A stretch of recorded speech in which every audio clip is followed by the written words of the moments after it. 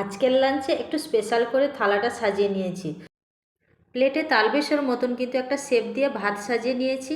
এবার একে একে দিয়ে দিয়েছি বেগুন ভাজা এবং দিয়ে দিচ্ছি লোটে শাক ভাজা।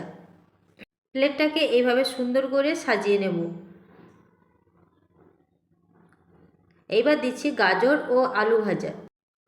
তো আমার এই চ্যানেলে যদি কোনো নতুন বন্ধু হয়ে থাকেন প্লিজ চ্যানেলটা সাবস্ক্রাইব এবং ফেসবুক থেকে দেখলে ফলো করে পাশে থাকবেন। সজনে ফুলের একটা মিক্সড সবজি বানিয়েছি। এবার দিয়ে দিচ্ছি ভেজ ডাল।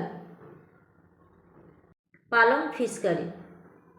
পালং ও রুই মাছ দিয়ে কিন্তু এই রেসিপিটি তৈরি করেছি। এবার দিয়ে দিচ্ছি টমেটোর চাটনি এবং দেখুন গাজরকে স্যালাডের মতন এইভাবে স্টাইল করে কেটে নিয়েছি। স্যালাডের জন্য রেখেছি গাজর ও পেঁয়াজ। এখন যেহেতু শীতকাল সেই জন্য আমি গুড় দিয়ে গোবিন্দভোগ চালের পায়েস তৈরি করে নিয়েছি। আজকের এই লাঞ্চের প্লেট সাজানো আপনাদের কাছে কেমন লেগেছে অবশ্যই কমেন্ট করে জানাবেন এবং পাশে থাকার জন্য অসংখ্য ধন্যবাদ।